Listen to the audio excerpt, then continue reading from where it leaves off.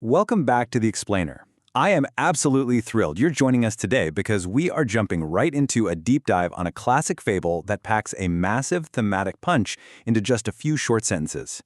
We're looking at the foundational story of the lion and the mouse. Now, you might think you already know this story inside and out, but today we're going to break down the really surprising structural turns and the core themes of kindness and keeping promises that make this narrative so remarkably enduring. We're going to analyze exactly how this message builds step by step. So, let's get right into it. So, let me ask you this. Can the smallest act of kindness save the most powerful among us? It's a heavy question, right? But it sets up the entire dramatic contrast of the story we're about to explore. We aren't just getting a simple sequence of events here. We get a scenario where absolute power and absolute vulnerability are flipped completely upside down. It really challenges our basic assumptions about who actually holds the power to save a life. Keep that question in the back of your mind as we move forward. Section 1. An unlikely encounter. Okay, we start with the initial setup of the narrative, placing us right in the forest where our two vastly different characters first cross paths. And right off the bat, we get this brilliant juxtaposition. You have the lion sleeping peacefully, basically a picture of undisturbed, dominant power. But the second he's disturbed, that peace instantly turns to absolute furious danger. He is ready to kill. Contrast that with the mouse, who's just playfully jumping around with this erratic, innocent energy. We immediately have this tiny, playful energy pitted against massive, lethal fury. The lion holds the ultimate power of life and death in his very first interaction. Section 2. The Desperate Bargain. So, this stark power imbalance sparks a desperate, incredibly high-stakes moment of negotiation. Listen to the exact bargain struck here. The mouse pleaded for forgiveness and promised to help the lion in return if it was spared.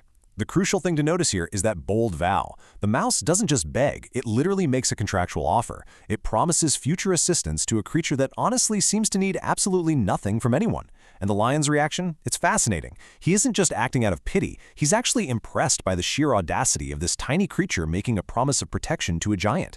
That decision to spare the mouse, based on what seems like a totally impossible promise, is the fulcrum that the entire narrative rests on. Section 3. Caught in the net.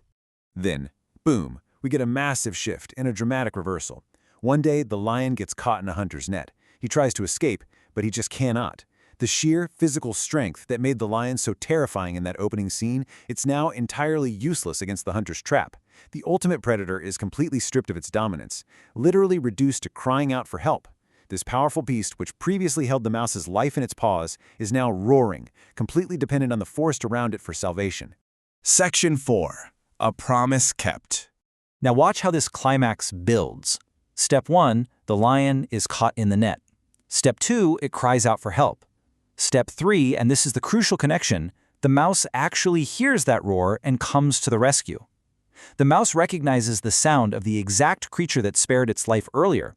And step 4 is just the perfect physical resolution. The mouse bites the net to free the lion.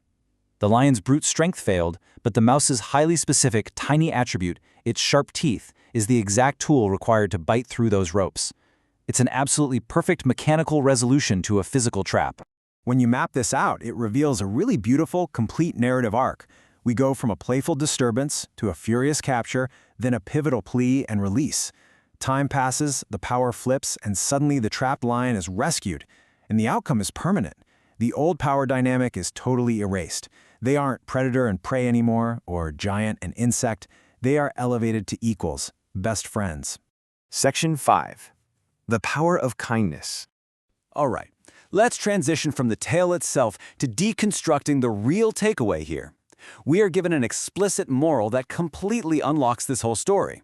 Kindness, no matter how small, is always valuable. Promises should not be broken. This brilliantly distills the entire narrative arc into two distinct, powerful themes. Let's break down that first one. So, what does this actually mean in action?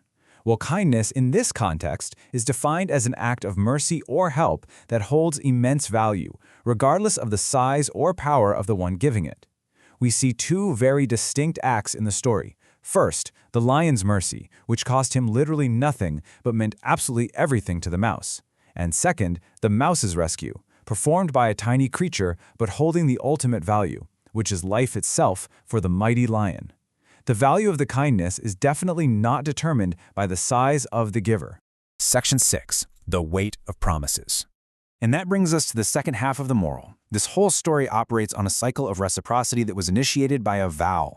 The mouse promises future help, the lion is impressed by it, and when the crisis actually happens, the mouse acts immediately the second it hears that roar. Because this promise was kept, it didn't just save a life, it forged an entirely new reality, an unbroken promise leading to a lifelong friendship. The kept promise is basically the bridge that turns enemies into equals. Which leaves us with one final thought as we wrap up today's explainer. Who is the mouse in your life that you might be underestimating? The story warns us against judging the value of a promise or someone's capacity for kindness based purely on their perceived size or power. I mean, the lion almost ended its own savior because it initially failed to see the potential in something so small. Think about the dynamics in your own life. Remember this vital lesson about empathy and keeping your word, and ask yourself, are you underestimating the very force that might one day come to your rescue? Thanks so much for joining us on The Explainer today. We'll see you next time.